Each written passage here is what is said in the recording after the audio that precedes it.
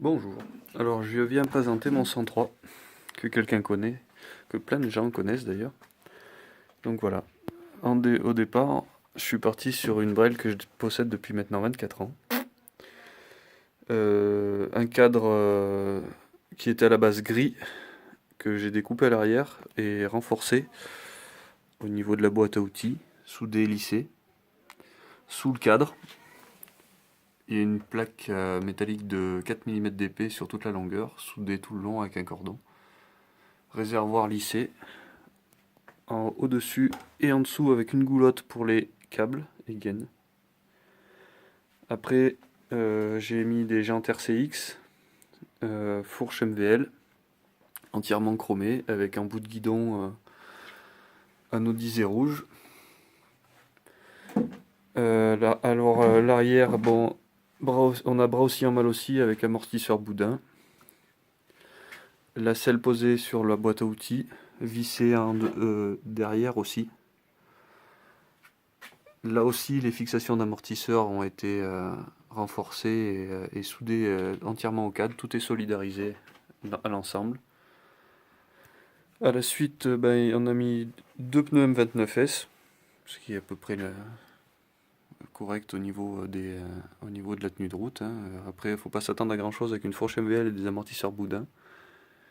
J'ai mis une poignée Tomaselli à tirage rapide avec deux poignées de frein chromées, deux barres de carter chromées, et puis la partie cycle s'arrête là parce qu'il n'y a pas de garde-boue, il n'y a rien du tout. J'ai même pas mis j'ai un phare mais il marche pas, j'ai pas de feu arrière, enfin bon, c'était pas du tout prévu pour ça. Alors le plus intéressant, enfin du moins ce qui m'a pris le plus de temps et ce qui m'amuse le plus, c'est ce qu'il y a ici. Donc on a commencé avec un carbut 19, c'était un 21 au départ, hein. Là j'ai mis un carbut 19 souple Del Orto, avec gicleur de 86 tout de suite si je me trompe pas, aiguille W7, boisseau de 40.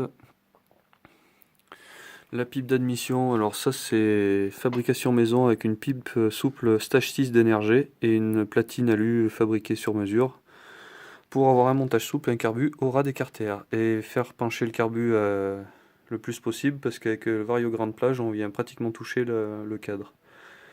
Après un carter Poligny support intégré, Villebrequin Artec gros cône pour mettre l'allumage Ducati Poligny. Au moteur 75 Poligny W, culasse comprise. L'assemblage a été fait sans mesurer de diagramme ni le squitch. Bon, après le temps, j'ai mesuré le squitch est apparemment trop important pour ce moteur là qui devrait être de 0,9 et je suis à plus d'1 mm 5 je crois. Ça sera rectifié cette année.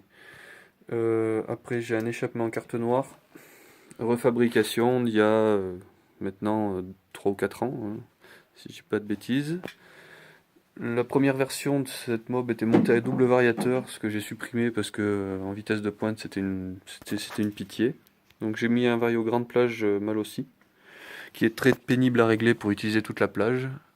Le ressort Doppler modifié avec un ressort JDR. Le ressort Doppler était beaucoup trop dur.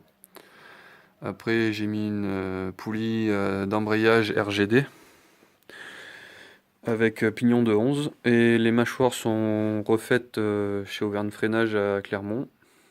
Le ressort je les ai pas changés. Transmission, enfin une couronne arrière en 60